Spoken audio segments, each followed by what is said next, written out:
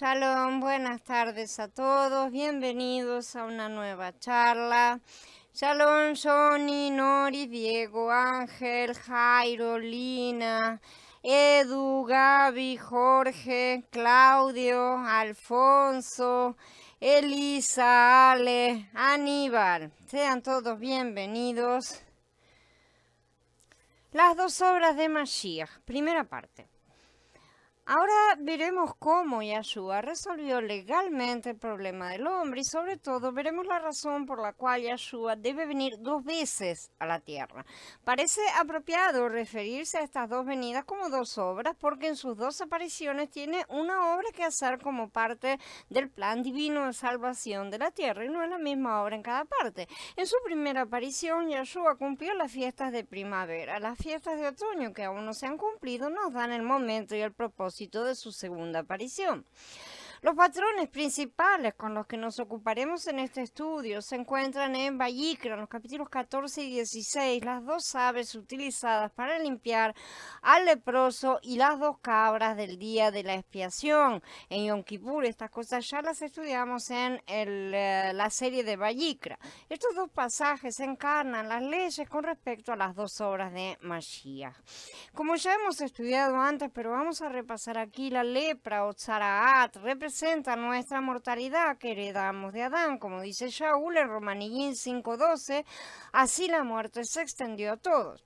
Las dos aves se usaron para limpiar a los Metzoraín o leprosos y las dos aves representan las dos etapas por las cuales somos limpiados de la mortalidad. La primera ave era muerta para proporcionar una cobertura de sangre para la segunda ave. La muerte del primer pájaro nos imputó la vida, mientras que el segundo pájaro, cuando es liberado en el campo, sí, es decir, el mundo, nos infundirá con la vida y la inmortalidad inherentes. En cuanto a las dos cabras en el ritual del día de la expiación, estas no tratan con la cuestión de la muerte, sino con la cuestión del pecado. Vemos que son dos asuntos que se tratan, por supuesto, en la obra de Mashiach de una única forma, en su única obra, pero son dos aspectos diferentes y por eso son retratados en dos cuadros separados. Nuevamente tenemos dos etapas por las cuales nuestro pecado es erradicado. La primera cabra cubrió nuestro pecado y la segunda lo quitará. Mostraremos que la primera cabra, que es Mashiach, fue muerta para expiar, o sea, cubrir nuestro pecado con su sangre. La segunda cabra fue diferente en que eliminó todo pecado y lo llevó al desierto. Y esto nos muestra que la segunda venida de Mashiach logrará la eliminación del pecado de nuestros cuerpos. Como creyentes de hoy todavía somos pecadores salvados por gracia. Nuestros pecados han sido cubiertos por la sangre de Yahshua, por lo cual Elohim nos imputa justicia, llamando a lo que no es como si fuera. Aunque somos injustos en nosotros mismos, Elohim ha provisto su primera obra en el madero para cubrir nuestra injusticia con su sangre, para que legalmente Él nos pueda llamar justos. Esta es la razón por la cual las Escrituras llaman a los creyentes santos, aun cuando pueden ser bebés en Mashiach y estar todavía sujetos a las fragilidades humanas. Sin embargo, hay una segunda obra por venir en la que Mashiach es enviado al mundo para eliminar el pecado de nosotros, haciéndonos realmente justos. Este será el cumplimiento de la ley profética, donde la segunda cabra fue llevada al desierto para remover todo pecado. Tenemos la limpieza de los leprosos. Vayikra nos da la ley ceremonial. Justamente, como ya dijimos, nos muestra el proceso legal de pasar de la mortalidad a la inmortalidad. Esto es un tipo, evidentemente.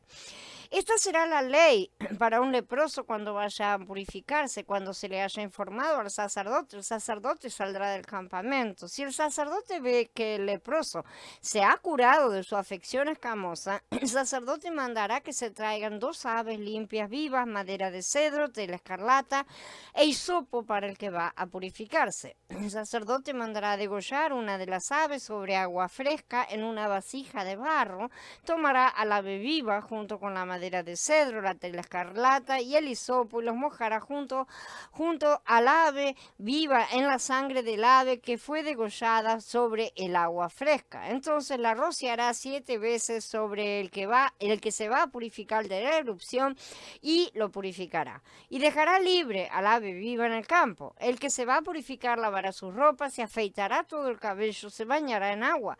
Entonces quedará limpio. Después de eso podrá entrar al campamento, pero debe quedarse fuera de su carpa por 7 días. En el 7º día deberá afeitarse todo el cabello de la barba, de la cabeza y las cejas. Cuando se afeite todo el cabello, lavará sus ropas y bañará su cuerpo en agua. Entonces quedará limpio. En el día 8º tomará 2 corderos sin tacha, una ovejita en su primer año sin tacha, 3/10 de un efá de harina selecta mezclada con aceite para una ofrenda de comida y un log de aceite. El sacerdote que realiza la purificación presentará estas cosas delante de Yahweh junto con el hombre que se va a purificar a la entrada de la carpa de reunión. El sacerdote tomará uno de los corderos y los ofrecerá con el log de aceite como ofrenda por la culpa y los elevará como ofrenda de elevación delante de Yahweh. El cordero se inmolará en el lugar del área sagrada donde se inmolan la ofrenda por el pecado y la ofrenda quemada. Porque la ofrenda de culpa, como la ofrenda por el pecado, va para el sacerdote, es santísima. El sacerdote tomará un poco de la sangre de la ofrenda por la culpa y la pondrá el sacerdote en el lóbulo de la oreja derecha del que se va a purificar, y en el pulgar de su mano derecha y en el dedo gordo de su pie derecho. El sacerdote tomará entonces un poco del log de aceite y lo verterá en la palma de su propia mano izquierda. Y el sacerdote mojará su dedo derecho con el aceite que ya tiene en la palma de su mano izquierda y rociará un poco del aceite con su dedo 7 veces delante de Yahweh.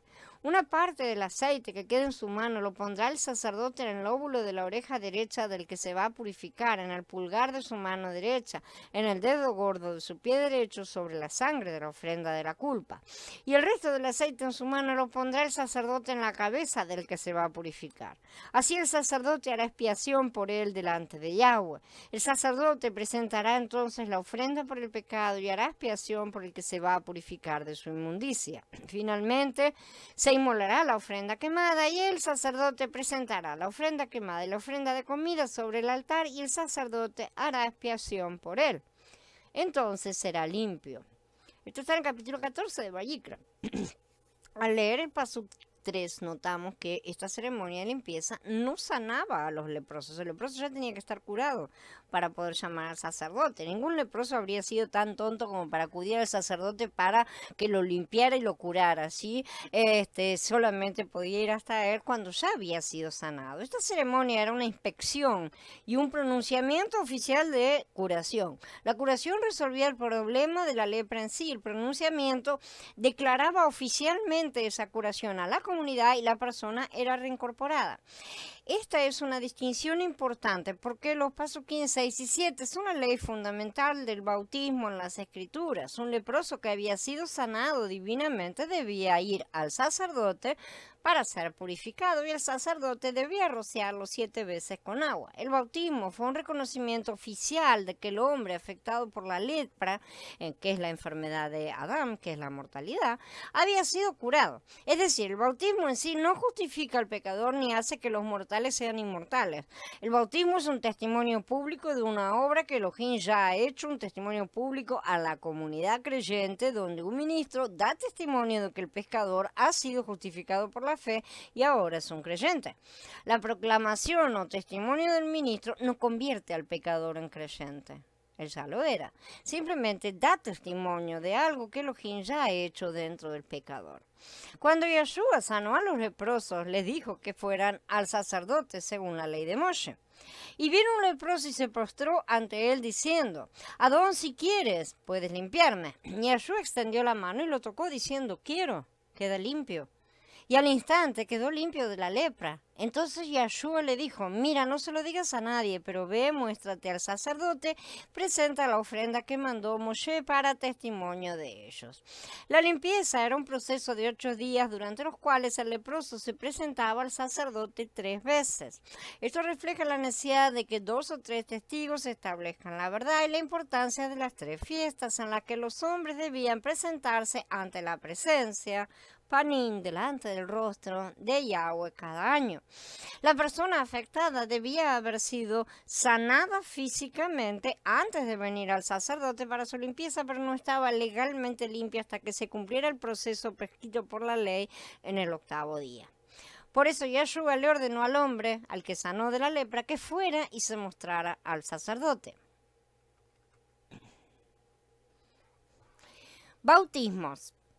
La inmersión y la aspersión en los pasuquín 6 y 7 trata no solo del concepto de limpieza, sino que también presenta la ley básica del bautismo que se originó con los lavados ceremoniales y rociados de Vayikra. Estos no implicaban inmersión, ya que los lavados ceremoniales bajo Moshe se hacían por aspersión o por vertido. Vemos muchas menciones a esto en el Berija Allá. El autor del libro de Ibrín se refiere a estos lavados, bautismos es la palabra griega, en Ibrín, en el capítulo 9, donde dice: estas son ordenanzas carnales que consisten solo de comidas y bebidas y diversos lavamientos, acá viene la palabra bautismos, impuestas hasta el tiempo de la renovación, porque si la sangre de cabros y toros, ni la ceniza de la novilla rociada sobre los contaminados los santifican, concediéndoles una purificación externa, y sigue hablando, ¿no es cierto? La palabra aquí es grantizo, es la palabra para rociado o para verter sobre, ¿sí?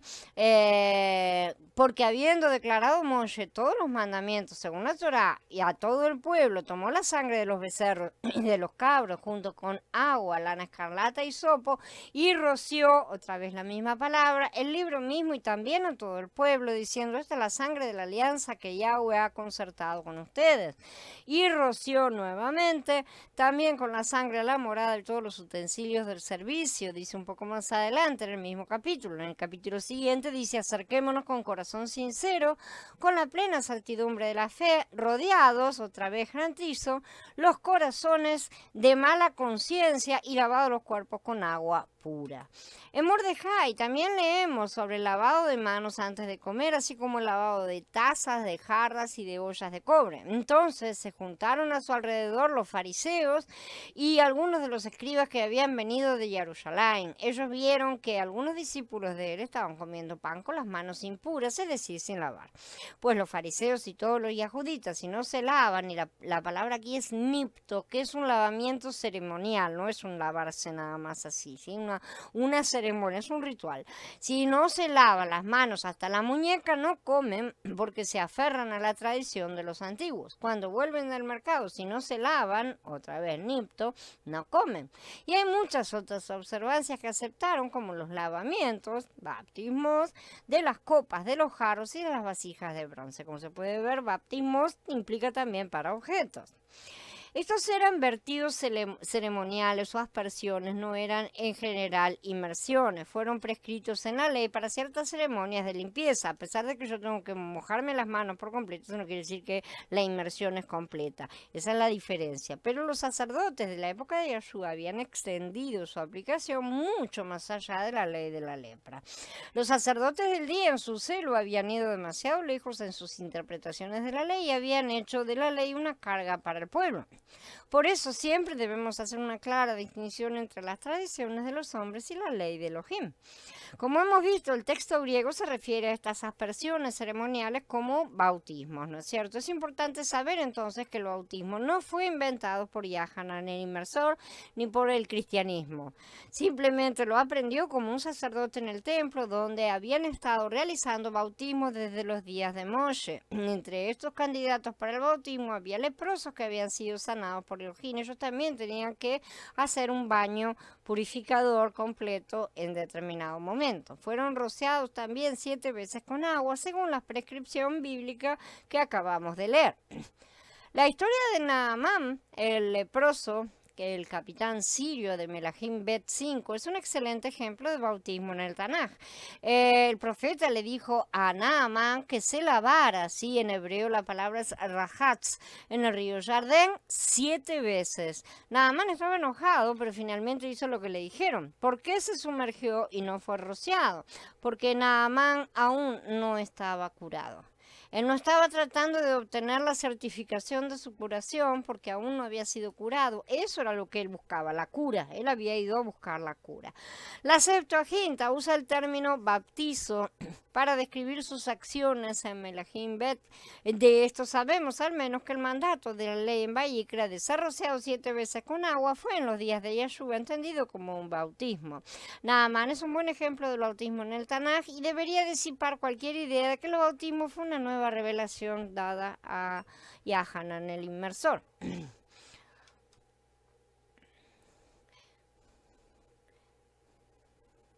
Tres bautismos y 3 fiestas. Hay 3 bautismos, lavados y rociados, ¿sí? En la limpieza del leproso. Implican aceite, que tipifica el ruaj, sangre, alma y agua al cuerpo. En Vayikra 14 encontramos que los 3 agentes de limpieza se usaron en la purificación de los leprosos. Los 3 bautismos relacionados con la limpieza del hombre completo, ruaj, alma y cuerpo, lo declaraban limpio 3 veces por separado, en 3 ámbitos. Esto se relaciona directamente con las 3 divisiones en el tabernáculo de Moshe y el templo de Shlomo, en el sentido de que estos también hablan de los 3 pasos hacia la comunión plena con Elohim. También se relacionan con las 3 fiestas principales de Israel, Pesach, Shavuot y Sukkot, que a su vez conmemoran el camino de Egipto a la tierra prometida. Ustedes ven como todas las señales apuntan siempre a las mismas cosas. Estos tipos y sombras del Tanaj revelan que el camino de la restauración a la plena comunión con Elohim no comienza y termina con la justificación de uno por la fe. Ese es solo el primer paso en la plena salvación del hombre. Es la experiencia de Pesach que nos saca de Egipto, o sea, del mundo, pero no nos lleva a la tierra prometida. La segunda etapa de la salvación es la propia experiencia pentecostal, digamos, ¿no es cierto?, la de Shavuot, que conmemora la entrega de la ley en el Joreb.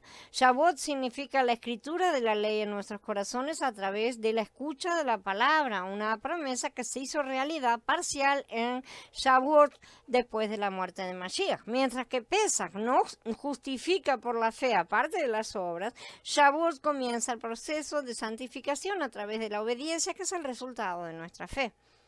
Shavuot es la fiesta de transición entre Pesach y Sukkot. Pesach es el principio, Sukkot es el fin. Pesach nos imputa justicia al cubrirnos con la sangre del cordero y Sukkot nos trae la justicia real al quitarnos el pecado por completo. Mientras tanto, Shavuot comienza en el monte Joreb, se concretiza parcialmente en Shavuot y nos permite ser guiados por el Ruach a través de nuestro desierto. Hablando correctamente, las 2 aves de Vayikra 14 representan las obras de Pesach y de Sukkot de Mashiach. Cuando Yeshua dijo en el madero, está terminado, no quiso decir que no había más trabajo para hacer, para establecer el reino de Elohim sobre la tierra. Quiso decir que la obra de Pesach había terminado, porque fue clavado en el madero en Pesach y ese fue el propósito de su primera venida y se había cumplido la primera etapa. La obra terminada de Mashiach se ha enseñado en muchos círculos cristianos durante muchos siglos, pero en general no se ha definido a la luz de la ley de Elohim. Por esta razón, muchos piensan que no había más trabajo para hacer después de que él murió en el madero. Por eso, obviamente, ahora nosotros los vemos a todos sentados sin hacer nada y nos damos cuenta de que esto no es cierto. 50 días después de su resurrección, él hizo otra obra. Envió al Ruach HaKodesh a la tierra en el día de Shavuot. En otras palabras, el trabajo de Yeshua en el madero no completó el trabajo pentecostal. Todavía faltaban cosas. Ni tampoco completó el trabajo de la fiesta de Sukkot. En cambio, su trabajo de Pesaj en el madero hizo posible el cumplimiento, sí, de las otras fiestas. Tiene que estar cada fiesta siendo cumplida paso a paso y en su tiempo. Uno debe salir de Egipto para poder llegar a Joreb y finalmente a la tierra prometida. Necesitamos seguir todos y cada uno de esos pasos y no hay atajos ni arrebatamientos ni nada de cosas raras en el medio. La ley muestra que la obra terminada de Mashiach se desarrolla en 2 etapas prefiguradas por las 2 aves de Vayikra 14, así como en las 2 cabras de Vayikra 16. El primer trabajo fue su trabajo de muerte y esto se terminó en el sentido de que él ya no necesita morir de nuevo, además de haber encerrado oficialmente esa era. La llegada del Ruach HaKodesh dio comienzo a la segunda etapa en la que nos encontramos. Su segunda aparición, sin embargo, será una obra viva como veremos en breve. Será un trabajo que establecerá un pueblo justo en la tierra que sea capaz de manifestar adecuadamente el carácter de Yeshua HaMashiach al resto del mundo. Esto provocará el último gran avivamiento y derramamiento del Ruach HaKodesh que no cesará. Las dos obras de Mashiach, segunda parte. El día de la expiación. Mientras que las dos palomas lidian con el problema de la muerte o la mortalidad, las dos cabras se ocupan del problema del pecado en el día de la expiación. Si bien la ley parece tratar estos dos problemas por separado, deben estudiarse como si estuvieran superpuestos uno sobre el otro, porque son la misma obra de Yeshua, como dijimos. Por esta razón tenemos que estudiar los dos capítulos de Vayikra para obtener una visión integral de las dos obras de Mashiach. Vayikra 16 nos muestra lo que los sacerdotes debían hacer en el día de la expiación. De la comunidad israelita tomará 2 chivos para ofrenda por el pecado y un carnero para ofrenda quemada. Aarón debe ofrecer su propio toro de ofrenda por el pecado para hacer expiación por él y por su familia. Aarón tomará los 2 chivos y los pondrá delante de Yahweh a la entrada de la carpa de reunión y hará un sorteo por los 2 chivos, uno marcado para Yahweh y el otro para Azazel. Aarón traerá el chivo designado por sorteo para Yahweh y lo presentará como ofrenda por el pecado, mientras que el chivo designado por sorteo para Azazel se dejará vivo delante de Yahweh para hacer expiación con él y enviarlo al desierto para Azazel. Entonces inmolará el chivo del pueblo para ofrenda por el pecado, traerá su sangre detrás de la cortina y hará que su sangre con su sangre como habrá hecho con la sangre del toro. La rociará sobre la cubierta y el frente de la cubierta. Así purificará el santuario de las inmundicias y transgresiones de los israelitas por todos sus pecados y hará lo mismo por la carpa de reunión que mora con ellos en medio de sus inmundicias. Cuando haya terminado de purificar el santuario, la carpa de reunión y el altar, traerán al chivo vivo. Aarón pondrá sus 2 manos sobre la cabeza del chivo vivo y confesará sobre él todas las maldades y transgresiones de los israelitas por todos sus pecados, poniéndolo sobre la cabeza del chivo, y lo enviarán al desierto mediante un hombre designado. Así el chivo llevará sobre sí todas las maldades de ellos a una región inaccesible y soltarán el chivo en el desierto. El hombre que soltó al macho cabrío por Azazel lavará sus ropas y se bañará en agua. Después de eso él puede regresar al campamento. Vemos que la ceremonia del día de la expiación involucra 2 cabras. La primera era muerta, su sangre traída al lugar santísimo para ser rociada en el propiciatorio, sí, para la expiación del santuario. La segunda cabra no era muerta. El sacerdote debía imponer sus manos sobre la cabeza de la segunda cabra e imputarle todos los pecados de la gente. Entonces, un hombre que estaba preparado debía llevar a esta cabra al desierto y liberarla en un lugar que no estaba habitado por personas, una tierra solitaria, asegurándose de que no regresara. 2 palomas y 2 cabras comparadas. Ahora vamos a ver el trabajo de las 2 palomas sobre el trabajo de las cabras. La primera paloma fue muerta para imputarnos la vida y como resultado la primera cabra también fue muerta para imputarnos la justicia. Luego, en la segunda obra, la segunda paloma era liberada en el campo abierto, que es el mundo, para tipificar el don de la vida inmortal. Y como resultado, la segunda cabra también se mantenía viva, pero era soltada en el desierto para imputar todos los pecados a Azazel. Además, el Adón le dijo a Rafael: encadena a Azazel de pies y manos, arrójalo en las tinieblas, abre el desierto que está en duda él y arrójalo en él. Bota sobre él piedras ásperas y cortantes, cúbrelo de tinieblas, déjalo allí eternamente sin que pueda ver la luz y en el gran día del juicio que sea arrojado al fuego. Toda la tierra ha sido corrompida por medio de las obras que fueron enseñadas por Azazel. Impútale entonces todo pecado. Esto está en el Sefer Hanoch, en el libro de Enoch, en el capítulo 10. Los originales hebreos utilizan la palabra Azazel para la segunda cabra. Esta palabra no significa emisario ni expiatorio, como muchas veces son traducidas, es un nombre propio según el libro de Hanoch, el peor de los vigilantes caídos.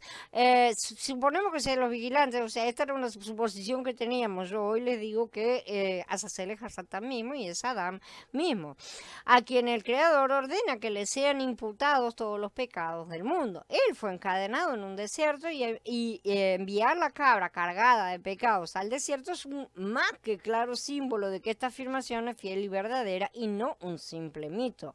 Impútale todos los pecados. Todos los pecados eran imputados a Hasatán, que estaba en el desierto. Azazel está en el desierto. En fin. La sangre de la primera cabra entonces cubría el pecado, que es el trabajo de muerte. Sí, la segunda cabra, una obra viva, eliminaba todo el pecado. Así también el Mashiach fue ofrecido una sola vez para quitar los pecados de muchos. La segunda vez, ya sin relación con el pecado, aparecerá para salvación a los que lo esperan. Dice Ibrín 9, en relación con Vayikra, como estamos viendo. La primera cabra tenía el poder de imputarnos la justicia, haciéndonos perfectos ante los ojos de Elohim, a pesar de que todavía estábamos, y seguimos estando, afligidos por la mortalidad y su efecto, el pecado. La segunda cabra, sin embargo, en realidad nos hace justos ante Elohim porque remueve el pecado, devolviéndolo a su legítimo dueño, el que lo colocó, por así decir, en nosotros, ¿sí? Para que le sean imputados esos pecados en el día de su juicio. Quiero que lo entiendan y quiero repetirlo. Todos nuestros pecados, si ustedes han aceptado Yahshua HaMashiach, y quiero creer que todos los que están aquí sentados escuchando, los que puedan venir después a ver o a leer estas cosas, realmente se han entregado a Yahshua HaMashiach. Por lo tanto, todos sus pecados han sido imputados a Hasatán, el creador del pecado, ¿sí? De manera tal que todos esos pecados son llevados a él.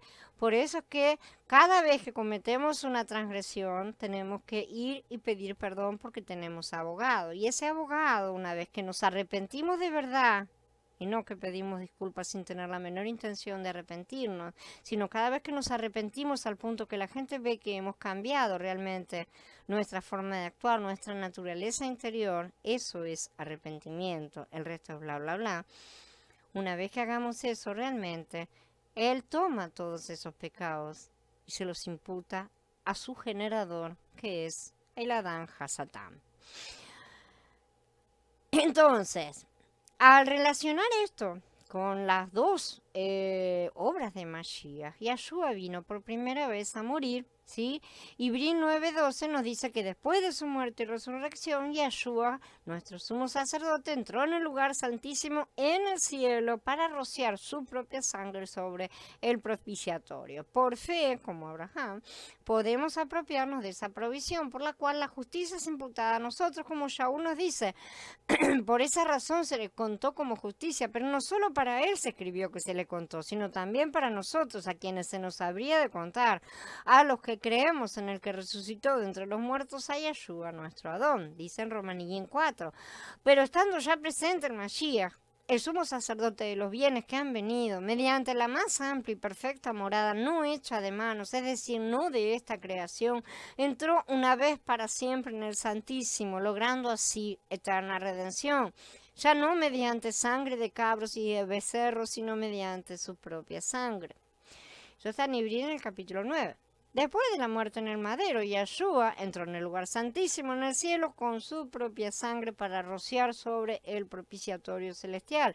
Esto cumplió la ley del primer chivo. Pero luego, en lugar de cumplir inmediatamente la ley de la segunda cabra, se sentó a la diestra del Padre. Pero después de ofrecer un solo sacrificio por los pecados, se sentó para siempre a la diestra de Elohim. Ese para siempre sabemos que no es para siempre, sino que es por la era, esperando de allí en adelante hasta que sus enemigos sean puestos como estrado de sus pies. Dice Ibrín el capítulo 10. Yahshua HaMashiach no cumplió de inmediato la obra de la segunda paloma o la segunda cabra. Y eso lo sabrían los cristianos si no se empeñaran en tirar la parte que les explicaría estas cosas. En cambio, él se sentó a la diestra del Padre para interceder por nosotros durante la era pentecostal. Durante los últimos 2000 años él ha esperado el día en que sus enemigos sean puestos bajo sus pies. Entonces, y solo entonces, se levantará y vendrá como la paloma del cielo. Entonces, y solo entonces, él saldrá como la segunda cabra del templo de su cuerpo en la tierra. Saldrá de su cuerpo en la tierra para remover todo pecado de sus corazones. Amarrará a Satán, lo lanzará al abismo por 1000 años. Esto nos demuestra que el desierto donde fue lanzado Azazel no es otro sino nuestro mundo. Señores, el nombre de este planeta no es tierra sino Dudael. Por lo menos es un nombre que es más conocido. Pero durante el milenio él será apartado de la presencia de los hombres, Satán, sí va a ser encadenado en el abismo. Desde la primera obra de Yeshua en el madero hemos estado en un periodo al que llamamos la era pentecostal. Es la transición, ¿no es cierto?, de Pesaj a Sukkot. En los tipos y sombras bíblicos fue representado históricamente por el viaje de Israel desde Egipto hasta la tierra prometida y a través del desierto. Creemos que nos acercamos al momento de la segunda obra de Mashiach y al cumplimiento de la fiesta de Sukkot. Por esta razón, Elohim está comenzando a revelar algunas de las cosas más profundas en la ley, como profetizan todas las cosas que sucederán muy pronto. La segunda paloma debe venir, como se muestra en Gilgalut, ¿sí? Como la palabra que viene sobre el caballo blanco. Se dice que su túnica está sumergida en sangre, así como la segunda paloma fue sumergida en la sangre de la primera. Este evento significa la eliminación completa de la muerte de nosotros y esto resultará inmediatamente en la eliminación de todo pecado también. La segunda cabra fue enviada desde el templo a un lugar deshabitado. Así también Mashiach, la segunda cabra, saldrá de nosotros porque somos los templos del Ruach HaKodesh. Al venir de nosotros, él eliminará todo pecado de nosotros. Este es el nacimiento del Hijo varón, que es Mashiach gentil, la esperanza de gloria. Es el momento en el que estamos hechos plenamente, en el que vamos a ser hechos, o sea, va a ser hecho en plenitud a su imagen y semejanza. Ese momento es la consumación de estas cosas. Hay una obra celestial y hay una obra terrenal. Como una paloma, Yeshua viene del cielo. Como una cabra, Yeshua sale de su templo de la tierra. Él viene en ambos sentidos simultáneamente. Él debe venir del cielo a la tierra como una paloma, porque la paloma fue liberada en el campo abierto. Matías 13:38 nos dice que el campo representa al mundo. Por lo tanto, él debe venir nuevamente al mundo para hacer un segundo trabajo para traernos la inmortalidad. Pero también, o sea, cuando decimos la inmortalidad sabemos que es la conexión permanente, ¿no es cierto? Pero también está saliendo de su templo en la tierra, que está construido de piedras vivas. Este es el trabajo de la segunda cabra para eliminar todo pecado de nuestros cuerpos. Esto será aplicado de forma completa en primer lugar en las primicias, que serán levantadas en la primera resurrección. Ellos se unirán a los santos que vienen con Yeshua en las nubes y formarán el escuadrón de la cebada, que es la primer primicia. Ellos serán los que ministrarán toda la sabiduría y conocimiento de Yahweh a los demás durante el milenio, a fin de que en la primera resurrección todos reciban también la misma plenitud. El bautismo de Yeshua y el día de la expiación. Es probable que Yeshua fuera a Yahanan el inmersor para ser bautizado en el día de la expiación, cuando se mataba la primera cabra en Jerusalén. Acababa de cumplir 30 años en la fiesta de trompetas, probablemente, 9 días antes, muy probablemente haya sido en la fecha. Al ir a Yahanan para el bautismo, fue el tipo de las palomas como el de las cabras. Cuando Yeshua fue bautizado, Yahanan vio una paloma apareciendo sobre él, dando testimonio de que él era un tipo de la primera paloma. Después de su bautismo, fue llevado por el Ruach HaKodesh al desierto para ser tentado por Satán durante 40 días. Al ir al desierto, fue el tipo de la segunda cabra. Esta es una fusión única de las dos leyes que muestra que estaban destinadas a superponerse una a la otra, tenían que ir juntas. El Ruach HaKodesh fue el único calificado para guiarlo al desierto y así cumplir con la ley. Aarón pondrá sus 2 manos sobre la cabeza del chivo vivo, confesará sobre él todas las maldades y transgresiones de los israelitas por todos sus pecados, poniéndolos sobre la cabeza del chivo, y lo enviarán al desierto mediante un hombre designado. Natiyah, en el capítulo 4, muestra el cumplimiento. Entonces el Espíritu llevó a Yahshua al desierto para que el acusador lo pusiera a prueba. La identificación del chivo expiatorio con Azazel solo tiene sentido cuando la interpretamos de acuerdo con el cumplimiento de Yahshua del pasaje de Mattías 4. Luego podemos ver que la cabra que se envía lejos para Azazel se cumple cuando Yahshua es llevado al desierto para ser tentado por el diablo. No significa que la cabra sea del diablo o el mal de ninguna manera, ni que esto sea una adoración al demonio, como dicen algunos, sino que fue probado por el diablo durante una temporada para demostrar su valor verdaderamente, para demostrar que él podía salir sin ser tentado. En las escrituras los seres malvados son una parte integral del plan de Elohim para probar y perfeccionar a los vencedores. Yahshua permaneció ayunando en el desierto por 40 días cuando fue tentado. Luego regresó y comenzó a enseñar y predicar la palabra en su ministerio. Esto prefigura también la edad pentecostal, que es un tipo del desierto. La congregación en el desierto bajo Moshe fue probada en el desierto durante 40 años. Y del mismo modo, Elohim ha levantado a Yahshua HaMashiach uno como Moshe, ¿sí?, para guiar a la congregación bajo Shavuot en el desierto, para probarlos y poner a prueba sus corazones para ver si oirían su voz y serían obedientes. Vamos a estudiar este punto más a fondo un poco más adelante. Mashiach viene de Yahudá y de Yosef. Habiendo explicado las dos obras de Mashiach a partir de la ley, pasamos ahora a su patrón profético, manifestado en Yahudá y Yosef. Sabemos que el registro genealógico en el primer capítulo de Mattías dice que Yahshua nació de la tribu de Yahudá y específicamente de la casa de David. Él vino la primera vez de este linaje en particular para ser elegible, para recibir el cetro para gobernar la tierra. Prácticamente todos los creyentes lo saben. Lo que generalmente no se entiende es que Mashiach deba venir por segunda vez como Yosef para asegurar su derecho de nacimiento. Para entender cómo se cumplen los tipos, las sombras y las profecías en estos dos hijos de Jacob, debemos entender cuáles son sus identidades proféticas. Estas cosas también se las estudiamos antes en la serie de Bereshit. Encontramos esto en los capítulos 48 y 49 de Bereshit, donde Jacob bendice a sus hijos y les otorga sus roles proféticos en el drama que vemos hoy en día delante de nosotros. Yahudá es un cachorro de león. De la casa, hijo mío, has vivido.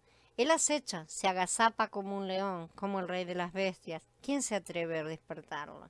El cetro no se apartará de Yahudá, ni la vara de gobernante de entre sus pies, hasta que venga Shiloh, y el homenaje de los pueblos será suyo. Él amarra su asno a una viña, el burrito de su asna a una viña selecta.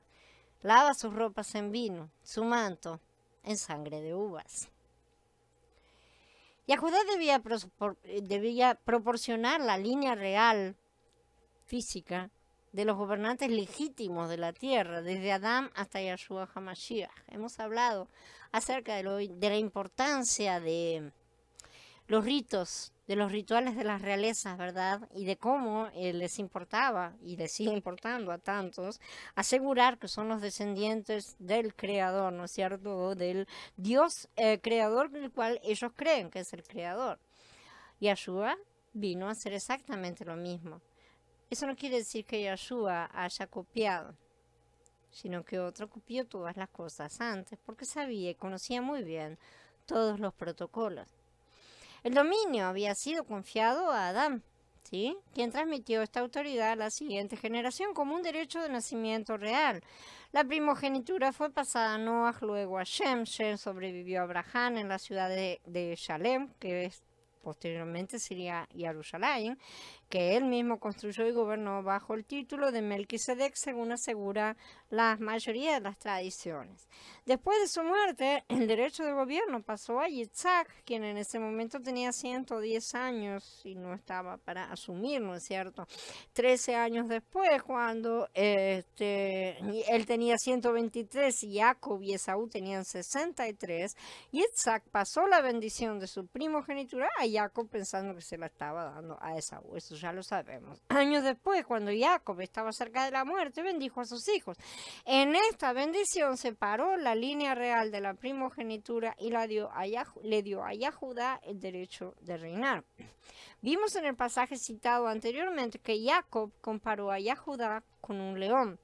Unos pocos pasuquín más tarde, Jacob bendijo a Yosef con un gran fruto.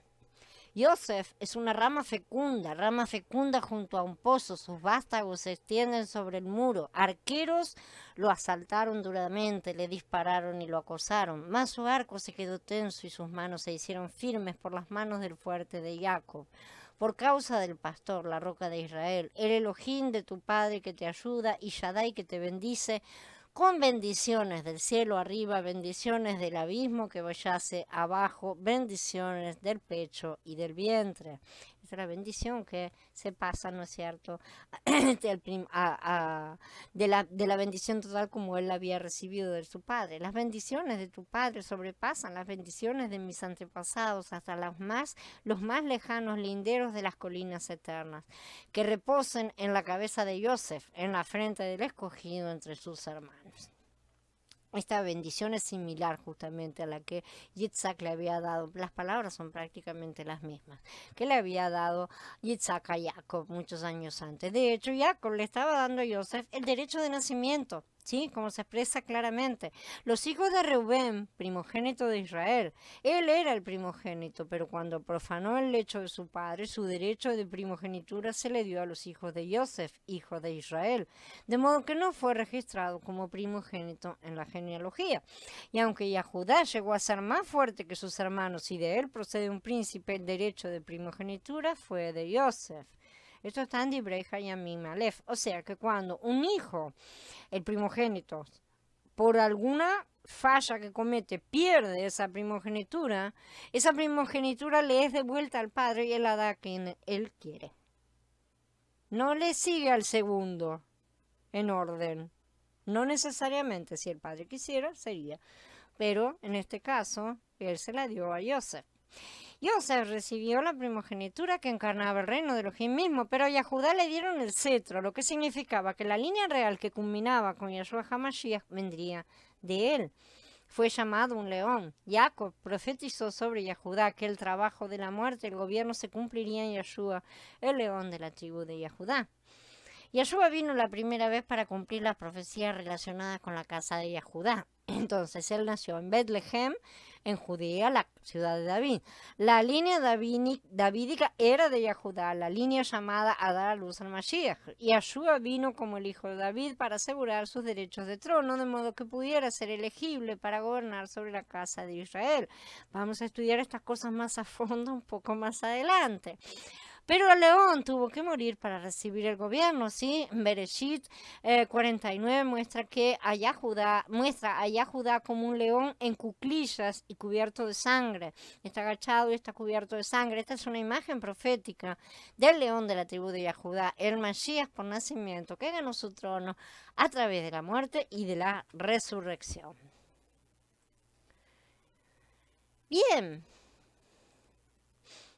Habiendo terminado, les agradezco a todos por la presencia. Abba siga iluminándonos y trayéndonos todas las pautas que Él ya ha traído, pero continuará y volverá a traer una y otra vez hasta que nosotros establezcamos todas las relaciones entre tantos y tantas cosas que Él ha colocado para que sus hijos que tienen los ojos abiertos las vean. Shalom a todos, hermanos.